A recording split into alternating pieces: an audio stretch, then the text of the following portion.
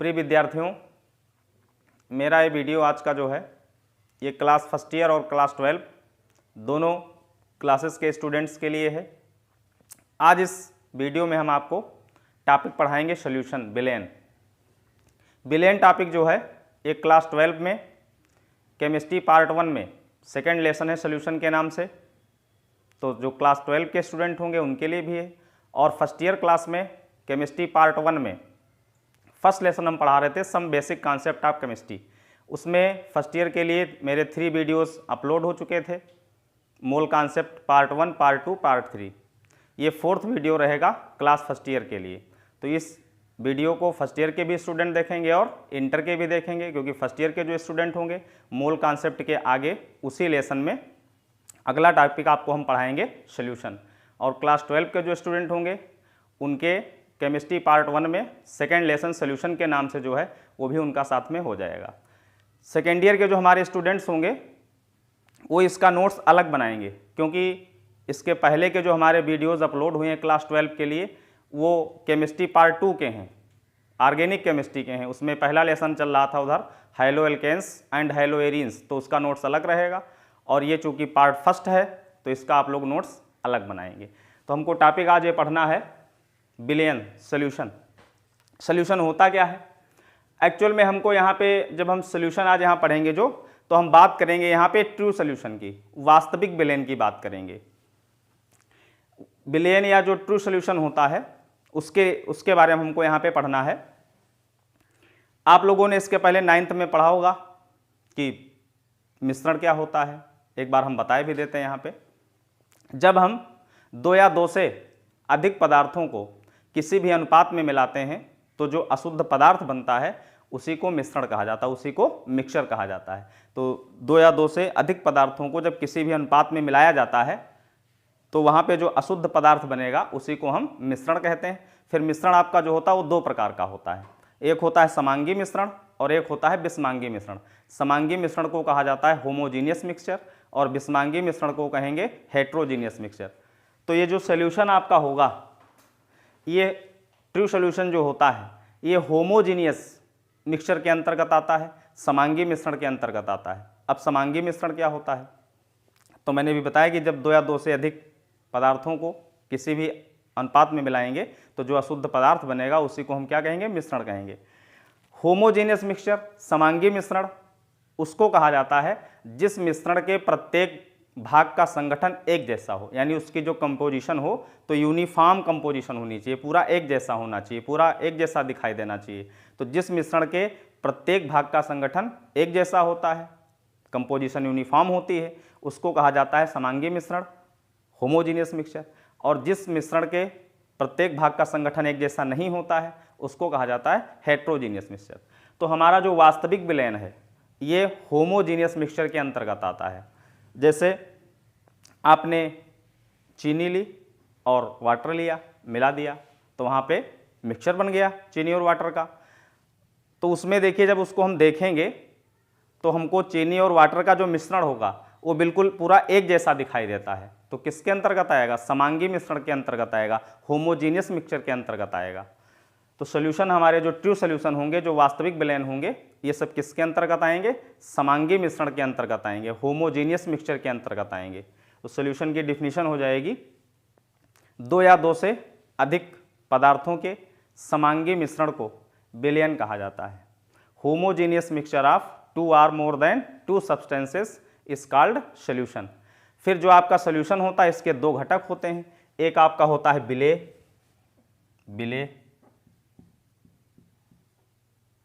बिले को इंग्लिश में बोलते हैं सोल्यूट, और दूसरा घटक होता है विलायक, जिसको हम कहते हैं सॉल्वेंट। तो विलयन के 2 घटक होते हैं, विलेय और विलायक। विलेय को इंग्लिश में क्या कहेंगे? सोल्यूट कहेंगे, और विलायक को क्या कहेंगे? सॉल्वेंट कहेंगे। देखिए अभी मैंने बताया कि 2 या 2 से अधिक पदार्थों का जो समांगी मिश्रण होगा उसी को हम क्या कहेंगे? सॉल्यूशन कहेंगे। अब जो समांगी मिश्रण होता है, समांगी मिश्रण में जो घटक कम मात्रा में उपस्थित होता है उसको कहा जाता है विलेय, उसको कहा जाता है सोल्यूट। और समांगी मिश्रण में जो घटक अधिक मात्रा में उपस्थित होता है उसको कहा जाता है विलायक, सॉल्वेंट कहा जाता है उसको। ठीक है, तो 2 या 2 से अधिक पदार्थों के समांगी मिश्रण को विलयन कहा जाएगा। विलयन के 2 घटक होंगे, विलेय और विलायक। समांगी मिश्रण में जो घटक कम मात्रा में उपस्थित होता है उसको हम क्या कहते हैं, विलेय कहते हैं, सोल्यूट कहते हैं। और समांगी मिश्रण में जो घटक ज़्यादा मात्रा में उपस्थित होता है उसको क्या कहा जाता है, विलायक कहा जाता है, सॉल्वेंट कहा जाता है। जैसे चीनी और वाटर का जो मिक्सचर होगा तो आपका वास्तविक विलयन है। चीनी और वाटर के मिक्सचर में जो चीनी होगी वो क्या हो जाएगी, सोल्यूट हो जाएगी, विलेय हो जाएगी। और जो वाटर होगा वो क्या हो जाएगा, सॉल्वेंट हो जाएगा। या सेकंड एग्जाम्पल, जैसे एथेनॉल और वाटर को हमने मिला दिया तो यहाँ पर जो एथेनॉल होगा वो क्या हो जाएगा, विलेय हो जाएगा, सोल्यूट हो जाएगा। और जो वाटर आपका होगा वो क्या हो जाएगा, विलायक हो जाएगा, सॉल्वेंट हो जाएगा। फिर अगला टॉपिक इसमें हम पढ़ेंगे विलयन के प्रकार के बारे में, कितने टाइप्स के सॉल्यूशन होते हैं। तो नेक्स्ट टाइप रहेगा विलयन के प्रकार। तो विलयनों के प्रकार के बारे में अगला टॉपिक हमको पढ़ना है। इसमें यहाँ पे जो हम सॉल्यूशन का क्लासिफिकेशन पढ़ेंगे वो विलेय और विलायक की भौतिक अवस्था के आधार पर पढ़ेंगे। अभी मैंने इसके पहले आपको बताया था कि विलयन के 2 घटक होते हैं, विलेय और विलायक, सोल्यूट और सॉल्वेंट। तो यहाँ पर जो सॉल्यूशन का हम क्लासिफिकेशन करेंगे, जो सॉल्यूशन के प्रकार पढ़ेंगे वो पढ़ेंगे विलेय और विलायक की भौतिक अवस्था के आधार पर, on the basis of physical state of solute and solvent. तो जो विलेय और विलायक की भौतिक अवस्था होती है उसके आधार पर मुख्य रूप से जो विलयन होते हैं उनको 3 भागों में, देखिए टेबल ये आपकी बनी हुई है, इस टेबल में डिटेल में सब लिखा हुआ, आपको समझा देते हैं।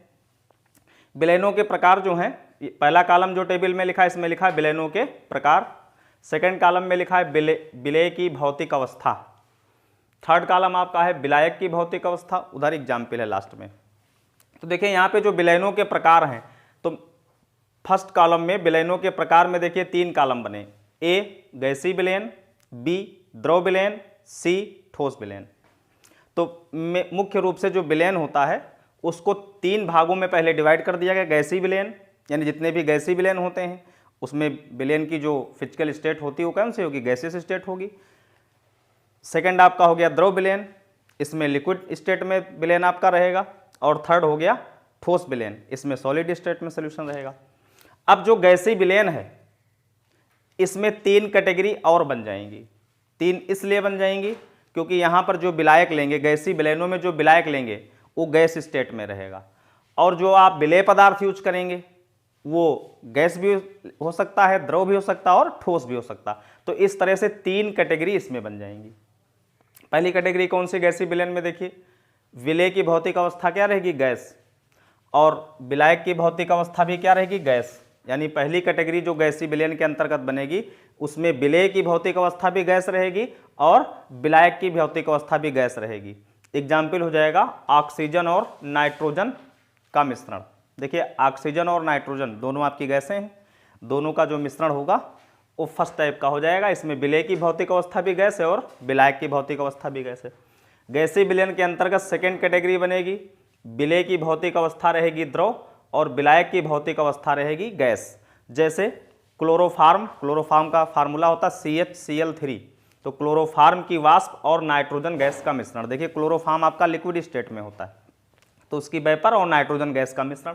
तो यहाँ पर जो विलेय पदार्थ होगा क्लोरोफार्म है वो लिक्विड स्टेट में होता है, नाइट्रोजन आपका विलायक का वर्क करेगा यहाँ पे, तो वो किस स्टेट में हो गया, गैस स्टेट में। तो सेकेंड कैटेगरी बन गई आपकी।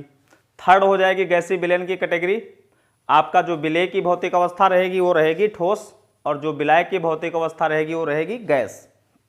यानी थर्ड कैटेगरी में विलेय रहेगा ठोस और विलायक की भौतिक अवस्था क्या रहेगी, गैस रहेगी। इसका एग्जाम्पल होगा कपूर का नाइट्रोजन गैस में विलयन। तो कपूर का नाइट्रोजन गैस में, देखिए कपूर आपका सॉलिड स्टेट में होता है तो कपूर का जो नाइट्रोजन गैस में विलयन होगा वो थर्ड टाइप का एग्जाम्पल हो जाएगा। फिर जो बी पार्ट इसमें है द्रव विलयन। द्रव विलयन की भी 3 कैटेगरी बनेगी। द्रव विलयन में जो विलायक होगा उसकी भौतिक अवस्था क्या रहती है, द्रव। विलेय की चेंज हो जाएगी, क्रमशः गैस हो जाएगी, द्रव हो जाएगी और ठोस हो जाएगी। तो द्रव विलयन में पहली कैटेगरी बनेगी, विलेय की भौतिक अवस्था गैस रहेगी और विलायक की भौतिक अवस्था क्या रहेगी, द्रव रहेगी। एग्जाम्पल में जैसे लिखा हुआ है जल में घुली हुई ऑक्सीजन गैस। जल में जब ऑक्सीजन गैस को घोल देंगे तो यहाँ पर जो वाटर होगा वो विलायक का वर्क करेगा, और जो O2 गैस उसमें घोली जाएगी वो किसका वर्क करेगी, विलेय की। तो देखिए यहाँ पे विलेय की भौतिक अवस्था क्या है, गैस है, और विलायक की भौतिक अवस्था क्या है, द्रव है। तो फर्स्ट टाइप का बन गया, नहीं बन गया। या इसका एग्जाम्पल हम सोडा वाटर भी ले सकते हैं। सेकंड एग्जाम्पल हो जाएगा गैस और द्रव के लिए सोडा वाटर। सोडा वाटर जो होता है उसमें वाटर में CO2 गैस घुली होती, तो वहाँ पर वाटर क्या हो गया, सॉल्वेंट हो गया। वो किस स्टेट में रहेगा, लिक्विड स्टेट में रहेगा, और CO2 गैस उसके अंदर डिजॉल्व होती है, तो CO2 जो है वो गैस स्टेट में, यानी जो सॉल्यूट आपका होगा वो गैस स्टेट में रहेगा। द्रव विलयन के अंतर्गत सेकंड कैटेगरी बनेगी। इस कैटेगरी में विलेय की भौतिक अवस्था भी देखिए द्रव रहेगी, और विलायक की भौतिक अवस्था भी द्रव रहेगी। तो विलेय और विलायक दोनों द्रव अवस्था में होंगे। जैसे एथेनॉल और जल का मिश्रण, एथेनॉल जो आपका होता है C2H5OH फार्मूला होता है, तो एथेनॉल और वाटर दोनों को जब मिलाएंगे तो समांगी मिश्रण बन जाता है। उसमें वाटर जो है वो विलायक होता है, और जो एथेनॉल होता है वो विलेय होता है। तो एथेनॉल भी लिक्विड स्टेट में होता है, और जो वाटर आपका एज ए सॉल्वेंट यूज़ किया वहाँ पे वो भी लिक्विड स्टेट में होगा। तो यही कैटेगरी आपकी बन जाएगी। थर्ड होगी द्रव विलयन के अंतर्गत कैटेगरी, जब आपका सोल्यूट होगा यानी विलेय पदार्थ जो होगा वो सॉलिड स्टेट होगा भौतिक अवस्था उसकी, और जो विलायक होगा वो क्या होगा, लिक्विड स्टेट में।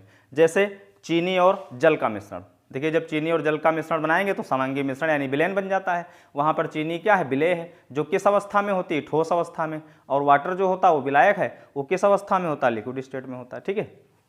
फिर तीसरी कैटेगरी जो विलयनों के प्रकार में, ठोस विलयन। ठोस विलयन में यहाँ पर विलयन की भौतिक अवस्था ठोस रहती है, तो इसमें जो विलायक होगा वो ठोस अवस्था में रहेगा। विलेय में क्रमशः गैस, द्रव और ठोस हो जाएंगे। तो पहली कैटेगरी ठोस विलयन में बनेगी जब विलेय की भौतिक अवस्था क्या हो, गैस हो, और विलायक की भौतिक अवस्था क्या हो, ठोस हो। इसका एग्जाम्पल हो जाएगा हाइड्रोजन गैस का पैलेडियम में विलयन। देखिए यहाँ पे सिंबल लिखा PD। पैलेडियम आपका जो है एक धातु है पैलेडियम, और सॉलिड स्टेट में होती है। पैलेडियम का सिंबल क्या होता है, PD। वही यहाँ पे लिखा हुआ है, पैलेडियम का सिंबल PD होता है।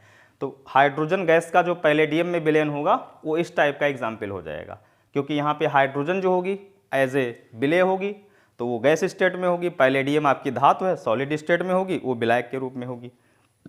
ठोस विलयन में अगली कैटेगरी बनेगी, विलेय की भौतिक अवस्था रहेगी द्रव, और विलायक की भौतिक अवस्था रहेगी ठोस।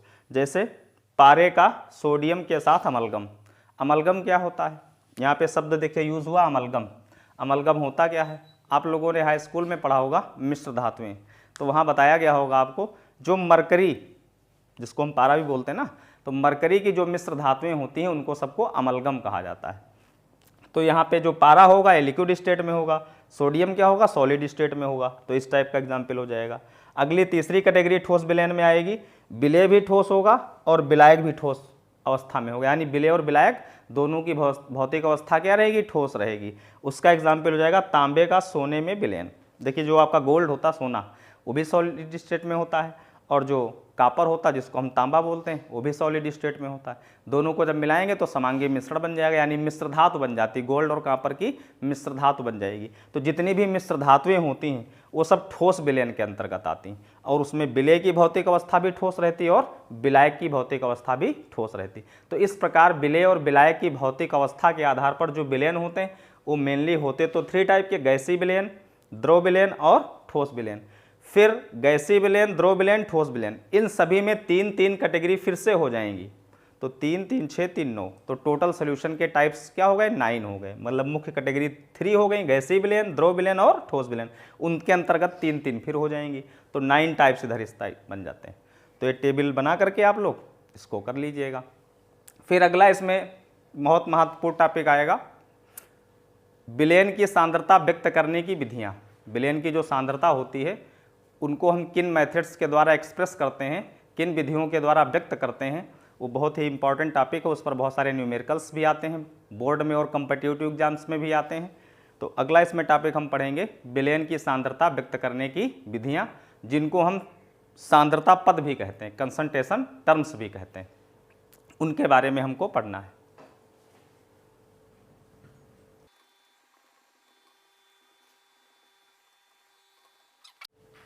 देखिए कंसंट्रेशन टर्म्स के बारे में पढ़ना, सांद्रता पदों के बारे में पढ़ना हमको है।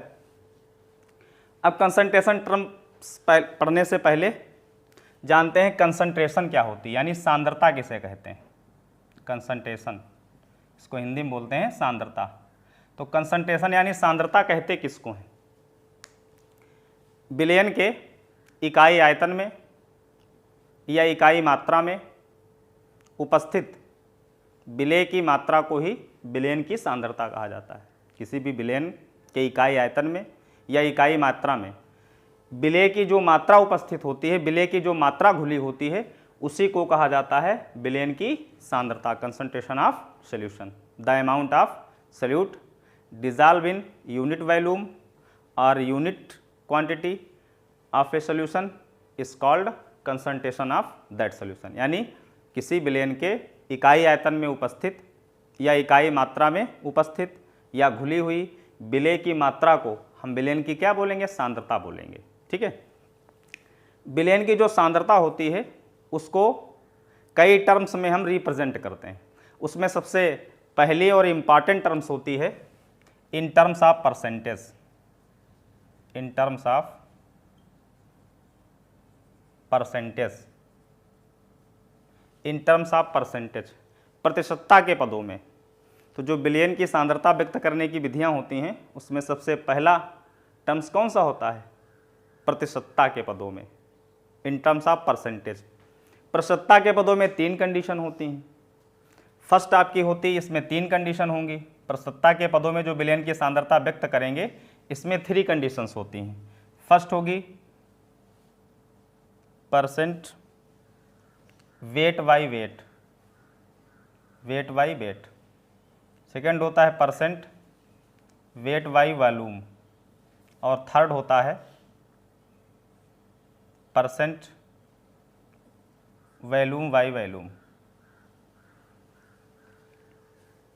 तो प्रतिशतता के पदों में जो विलयन की सांद्रता हम व्यक्त करेंगे उसमें 3 कंडीशंस होंगी। पहला को होगा परसेंटेज वेट बाई वेट या मास बाई मास भी बोल सकते हैं इसको।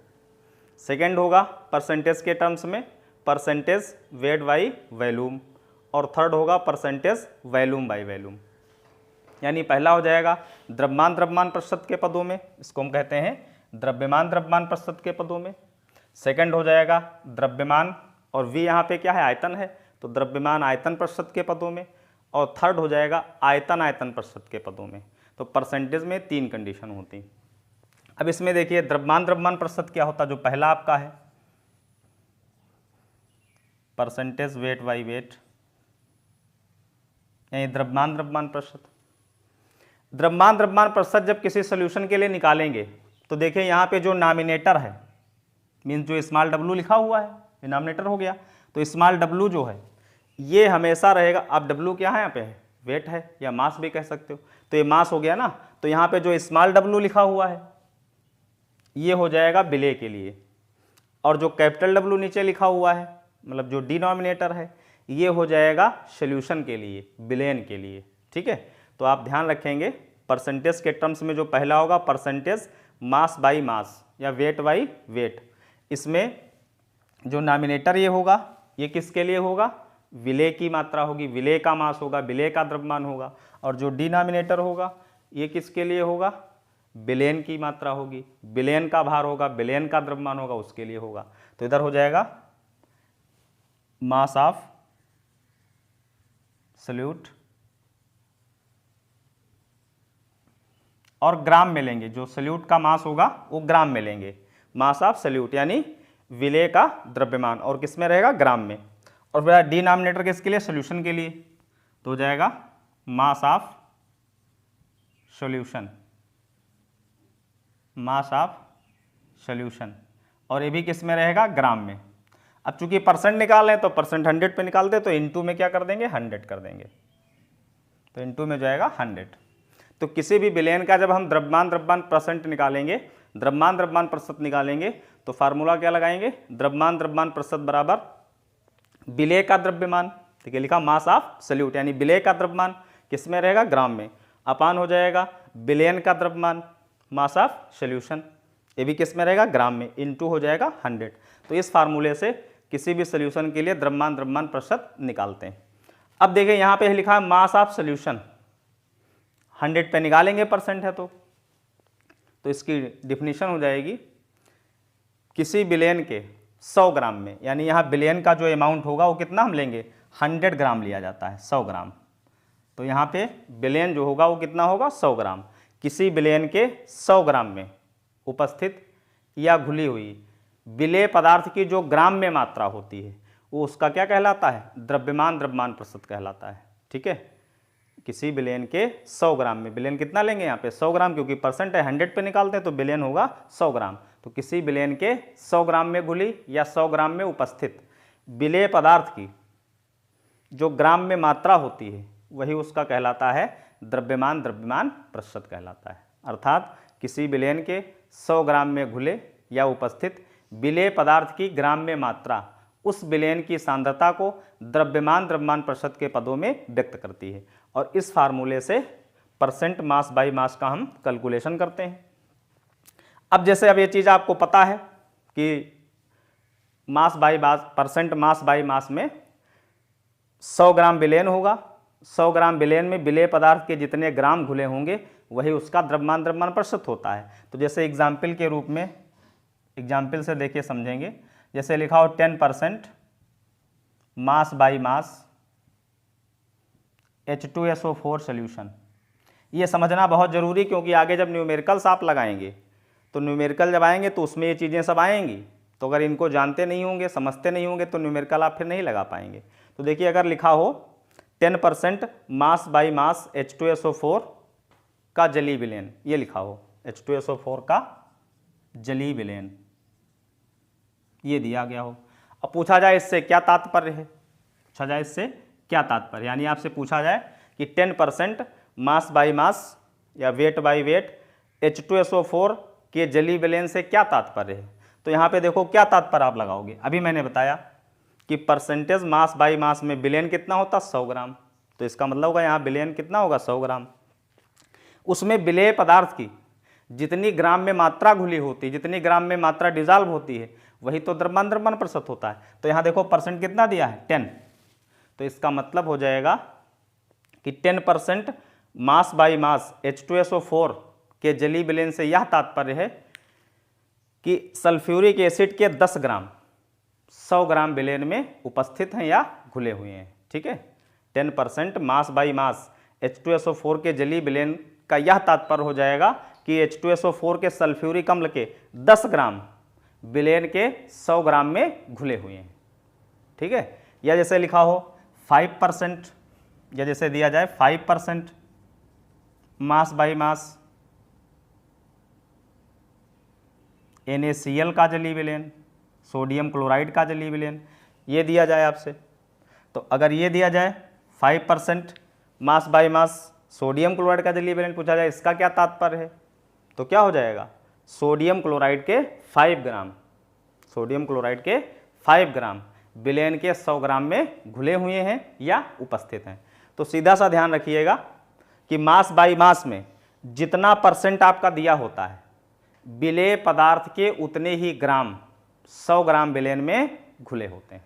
ठीक है, परसेंट मास बाई मास में आप ध्यान रखेंगे कि जितना परसेंट दिया होगा विलेय पदार्थ के उतने ही ग्राम 100 ग्राम विलयन में घुले होते हैं।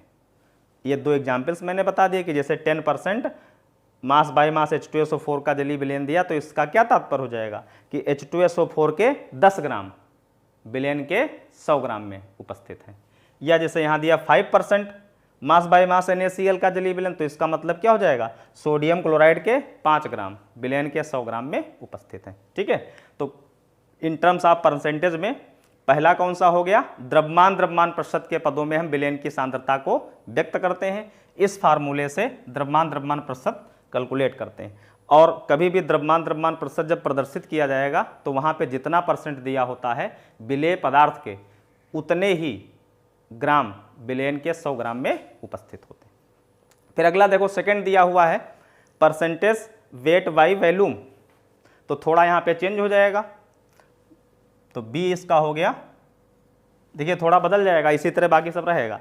Percentage weight by volume second, तो परसेंटेज वेट बाई वॉल्यूम अगर निकालना हो तो देखिए अभी जब आपने मास बाई मास पढ़ा था तो उसमें लिया था mass of solute in grams upon mass of solution in grams into 100। अब यहाँ पर देखिए जो नॉमिनेटर है तो विलेय के लिए मैंने बताया हो जाएगा, तो नॉमिनेटर आप किसके लिए हो जाएगा, विलेय के लिए, तो ऊपर वही रहेगा मास एब्सोल्यूट इन ग्राम्स, लेकिन नीचे जो बताया डिनोमिनेटर ये किसका है, विलेयन के लिए। अब यहाँ देखिए वी यूज हुआ, वी क्या है, वैल्यूम है, तो जहाँ पे लिखा था मास ऑफ सोल्यूशन यहाँ पे क्या हो जाएगा, volume of solution, volume of solution, volume of solution, और ये मिलीलीटर में होना चाहिए, ml में, बाकी वही रहेगा। यानी जब किसी भी विलेयन के लिए हमको द्रव्यमान आयतन परसेंट निकालना हो, द्रव्यमान आयतन प्रतिशत निकालना हो, तो वहाँ पर फार्मूला क्या हो जाएगा, मास ऑफ सोल्यूट यानी विलेय का द्रव्यमान, और किस में रहेगा, ग्राम में, अपान हो जाएगा वैल्यूम ऑफ सोल्यूशन, किस में रहेगा, मिलीलीटर में, यानी विलेय का द्रव्यमान ग्राम में बटे हो जाएगा विलेयन का आयतन मिलीलीटर में, इनटू क्या हो जाएगा, 100 हो जाएगा। तो इस फार्मूले से हम क्या निकालेंगे, द्रव्यमान आयतन प्रतिशत निकालेंगे। अब द्रव्यमान आयतन प्रतिशत का मतलब क्या होगा, थोड़ा चेंज हो जाएगा, जैसे अभी उसमें बताए थे कि मास बाई मास में जितना परसेंट दिया होता है विलेय पदार्थ के उतने ही ग्राम 100 ग्राम विलेयन में क्या होते हैं, उपस्थित होते हैं। उसी तरह से थोड़ा चेंज हो जाएगा, यहाँ पे विलेयन का भार ना होकर के क्या देखिए विलेयन का आयतन है, तो जहाँ पे आपने लिया था 100 ग्राम विलेयन वहाँ हो जाएगा 100 मिलीलीटर विलेयन। और मान लीजिए अभी पूछा गया 10% W/BH2SO4 का जलीय विलेयन, या पूछा गया 5% W/V NaCl का जलीय विलेयन, तो थोड़ा बस चेंज कर देना, जहाँ पे उसमें 100 ग्राम करते थे वहाँ पे क्या हो जाएगा 100 ml हो जाएगा, ठीक है।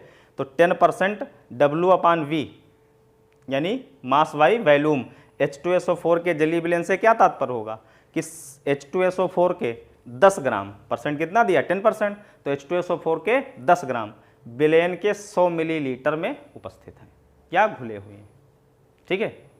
जैसे उसमें बताए थे परसेंट मास बाई मास में कि जितना परसेंट दिया होता है विलेय पदार्थ के उतने ही ग्राम 100 ग्राम विलेयन में उपस्थित होते हैं।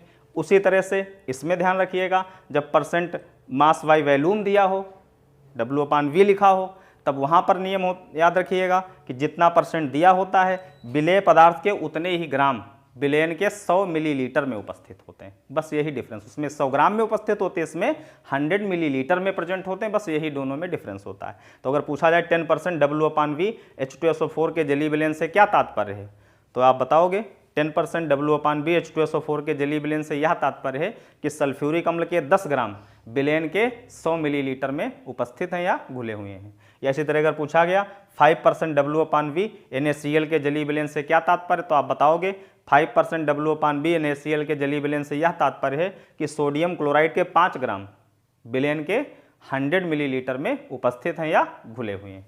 तो ये सेकंड आपका हो गया परसेंटेज मास बाई वैल्यूम या वेट बाई वैल्यूम। इन चीज़ों को हमको ध्यान रखना बहुत जरूरी है, क्योंकि आगे सब न्यूमेरिकल में यूज होंगे, तो अगर आपको ये मीनिंग नहीं सबकी पता रहेगी तो आगे न्यूमेरिकल नहीं लगा पाएंगे, इसलिए इनको ध्यान से हमको पढ़ने और समझने की आवश्यकता है। फिर थर्ड देखिए, परसेंटेज के टर्म्स में थर्ड कंडीशन कौन सी है, थर्ड आपका है परसेंटेज वैल्यूम बाई वैल्यूम, तो यहाँ हो जाएगा परसेंटेज वैल्यूम बाई वैल्यूम। अब देखिए नॉमिनेटर हो गया विलेय के लिए, डिनोमिनेटर किसके लिए, विलायक के विलेयन के लिए, तो यहाँ पर V आ गया, तो जहाँ पे लिखा हुआ है मास ऑफ सोल्यूट वहाँ पर भी हो जाएगा वैल्यूम ऑफ सोल्यूट, यानी दोनों का वैल्यूम रहेगा, विलेय का भी और विलेयन का भी, वैल्यूम ऑफ सोल्यूट, और ये भी किस में रहेगा, मिलीलीटर में, मिलीलीटर में रहेगा, अपान में वही रहेगा volume of solution in ml into 100। तो किसी भी सोल्यूशन के लिए अगर हमको आयतन प्रतिशत निकालना हो, percent volume by volume calculate करना हो, तो वहाँ पर फार्मूला क्या हो जाएगा, volume of solute in millilitre upon हो जाएगा volume of solution in millilitre into 100, यानी विलेय का आयतन, और विलेय का आयतन किस में होगा, मिलीलीटर में, अपान हो जाएगा विलेयन का आयतन, वो भी किस में होगा, मिलीलीटर में, इंटू हो जाएगा 100। अब यहाँ पर दोनों मिलीलीटर में होते हैं बस, तो यहाँ पे दोनों मिलीलीटर में रहेंगे, तो यहाँ पे दोनों चीज़ें आपकी ml में रहेंगी। जैसे यहाँ पे कर दिया जाए 10% वैल्यूम बाई वैल्यूम एथेनॉल का जलीय विलेयन, एथेनॉल का फार्मूला क्या होता है, C2H5OH का जलीय विलेयन, ये हो जाए। तो यहाँ पे मीनिंग थोड़ा चेंज हो जाएगी, इसमें दोनों विलेय का भी रहेगा किसमें, ml में आयतन रहेगा, और विलेयन का भी किस में रहेगा, ml में। तो अगर आपसे पूछा जाए 10% वैल्यूम बाय वैल्यूम एथेनॉल के जलीय विलयन से क्या तात्पर्य, तो इसमें ध्यान रखिएगा परसेंट वैल्यूम बाय वैल्यूम में जितना परसेंट दिया होगा विलेय पदार्थ के उतने ही मिलीलीटर, विलेय पदार्थ के उतने ही मिलीलीटर विलयन के 100 मिलीलीटर में प्रेजेंट होते हैं या घुले होते हैं। ठीक है, जैसे दिया 10% वैल्यूम बाय वैल्यूम C2H5OH का जलीय विलयन एथेनॉल का जलीय विलयन, तो इसकी मीनिंग अब क्या हो जाएगी कि एथेनॉल के 10 ml यानी एथेनॉल के 10 मिलीलीटर विलयन के 100 मिलीलीटर में उपस्थित हैं या घुले हुए हैं। तो तीनों क्लियर हो गए, percent mass by mass, percent mass by volume and percent volume by volume. ठीक है, ये तीनों परसेंटेज के टर्म्स में हो गई। वैल्यूम बाय वैल्यूम में आपको ध्यान रखना है कि जितना परसेंट दिया होगा विलेय पदार्थ के उतने ही मिलीलीटर विलयन के 100 मिलीलीटर में उपस्थित होते हैं या घुले होते हैं। तो इसमें हो जाएगा विलयन के, किसी विलयन के 100 मिलीलीटर में उपस्थित या घुले, विलेय पदार्थ की जो मिलीलीटर में मात्रा होती है वो उसका क्या कहलाता है, आयतन, आयतन प्रतिशत कहलाता है। तो परसेंटेज के टर्म्स में तीन चीज़ें होती हैं, पहला कौन सा होगा, द्रव्यमान द्रव्यमान प्रतिशत, दूसरा होगा द्रव्यमान आयतन प्रतिशत और थर्ड आपका होगा आयतन आयतन प्रतिशत। ठीक है, जो पहला होगा द्रव्यमान द्रव्यमान प्रतिशत, उसका मतलब ध्यान रखिएगा सिंपल सा कि जितना परसेंट दिया होगा द्रव्यमान द्रव्यमान प्रतिशत में, जितना परसेंट दिया होगा विलेय पदार्थ के उतने ही ग्राम विलयन के 100 ग्राम में उपस्थित होते या घुले होते हैं। जब द्रव्यमान आयतन प्रतिशत दिया हो तो वहाँ ध्यान रखिएगा जितना परसेंट दिया होगा विलेय पदार्थ के उतने ही ग्राम विलयन के 100 मिलीलीटर में प्रेजेंट होते हैं या घुले होते हैं। और जब आयतन आयतन प्रतिशत दिया होगा तो उसका मतलब होगा जितना परसेंट दिया होगा विलेय पदार्थ के उतने ही मिलीलीटर 100 मिलीलीटर विलयन में प्रेजेंट होते हैं या घुले होते हैं। तो ये कंसंट्रेशन टर्म्स में पहला हो गया परसेंटेज के रूप में। दूसरा आएगा कंसंट्रेशन इन पार्ट्स पर मिलियन, सेकेंड इसमें होगा कंसंट्रेशन इन पार्ट्स पर मिलियन।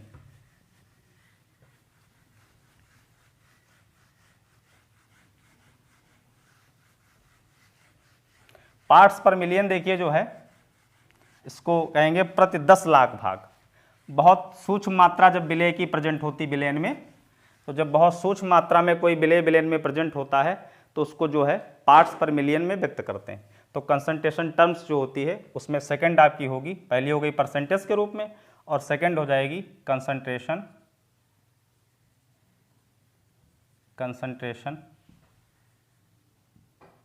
इन पार्ट्स पर मिलियन, पार्ट्स पर मिलियन, कंसंट्रेशन इन पार्ट्स पर मिलियन। जो पार्ट्स पर मिलियन लिखा हुआ है इसको शॉर्ट फॉर्म में पीपीएम भी कहते हैं, पीपीएम, क्योंकि पार्ट्स का पी हो जाएगा, पर का पी हो जाएगा, मिलियन का पी हो जाएगा। ठीक है, तो कंसंट्रेशन टर्म्स में अगली आपकी कौन सी आएगी, कंसंट्रेशन इन पार्ट्स पर मिलियन, जिसको हम शॉर्ट फॉर्म में क्या बोलेंगे, पीपीएम। पीपीएम में सांद्रता, देखिए जब पीपीएम में सांद्रता निकालेंगे तो मिलियन का मतलब ही होता 10 लाख। तो थोड़ा सा बस है भी, जैसे मैंने अभी आपको उसमें बताया था परसेंट मास बाई मास में कि जितना परसेंट वहाँ पे दिया होता है विलेय पदार्थ के उतने ही ग्राम विलयन के 100 ग्राम में होते हैं। बस यहाँ पे थोड़ा चेंज करना है, उसमें जहाँ परसेंटेज में 100 ग्राम विलयन लेते थे तो यहाँ पर चूंकि मिलियन लिखा हुआ है उसी से रिलेटेड है, देखिए समझिएगा बस हो जाएगा। परसेंटेज में 100 पर होता था तो वहाँ 100 ग्राम विलयन होता था, यहाँ पे मिलियन लिखा हुआ है मतलब 10 लाख, तो जहाँ पे उसमें 100 ग्राम लिखते थे वहाँ पे इसमें हो जाएगा 10 लाख। यानी अगर आपको पीपीएम में कंसंट्रेशन निकालनी हो तो फार्मूला हो जाएगा कंसंट्रेशन इन पार्ट्स पर मिलियन, यानी कंसंट्रेशन इन पार्ट्स पर मिलियन पीपीएम में सांद्रता मास ऑफ सोल्यूट, विलेय का द्रव्यमान और किस में रहेगा, ग्राम में, अपान हो जाएगा mass of solution, mass of solution. एक मिनट, इसको नीचे लिखे दे रहे हैं जिससे आपको देखने में दिक्कत ना हो। कंसंट्रेशन इन पीपीएम, इसको जब निकालेंगे तो फार्मूला इसके लिए यूज करेंगे मास ऑफ सल्यूट, ये ग्राम में रहेगा, अपान हो जाएगा मास ऑफ सॉल्यूशन, सॉल्यूशन का मास भी ग्राम में रहेगा, इनटू उसमें 100 होता था, इनमें 10 लाख करेंगे तो इसको लिख सकते हैं 10⁶। 10 लाख को हम क्या लिख सकते हैं 10⁶। तो किसी भी सॉल्यूशन के लिए अगर उसकी पीपीएम में हमको कंसंट्रेशन निकालनी हो तो पीपीएम में कंसंट्रेशन निकालने का फार्मूला क्या यूज करोगे, mass of solute in grams, यानी विलेय पदार्थ का द्रव्यमान या भार किसमें होगा, ग्राम में, अपान हो जाएगा मास ऑफ सॉल्यूशन, विलयन का भार या द्रव्यमान, इनटू हो जाएगा 10⁶। तो उसमें 100 होता था परसेंटेज में और यहाँ पे हो जाएगा 10⁶। तो इस फार्मूले से हम पीपीएम में कंसंट्रेशन निकालेंगे। अब डिफिनीशन देखो क्या हो जाएगी, मैंने बताया मिलियन का मतलब 10 लाख होता है, तो किसी बिलियन के 10 लाख ग्राम, बिलियन कितना होना चाहिए 10 लाख, जैसे उसमें परसेंटेज में कहते थे 100 ग्राम, यहाँ पे हो जाएगा 10 लाख। किसी बिलियन के 10 लाख ग्राम में घुले या उपस्थित विलेय पदार्थ की ग्राम में मात्रा उसकी पीपीएम में सांद्रता कहलाती है, यानी उसकी सांद्रता जो है पार्ट्स पर मिलियन में कहलाती है। ठीक है, किसी विलयन के 10 लाख ग्राम में उपस्थित या घुले हुए विलेय पदार्थ की ग्राम में मात्रा उस विलयन की पीपीएम में सांद्रता कहलाती है। जैसे एग्जाम्पल के रूप में देखेंगे, अगर लिखा हो 10 ppm कैल्शियम क्लोराइड का जलीय विलयन, ये लिखा हो, तो आपसे अगर पूछा जाए कि 10 ppm कैल्शियम क्लोराइड CaCl2 के जलीय विलयन से क्या तात्पर्य, तो मैंने बताया यहाँ विलयन कितना होगा 10 लाख ग्राम। विलयन के 10 लाख ग्राम में जितने ग्राम विलेय पदार्थ के घुले होंगे वही तो उसकी पीपीएम में कंसंट्रेशन होगी।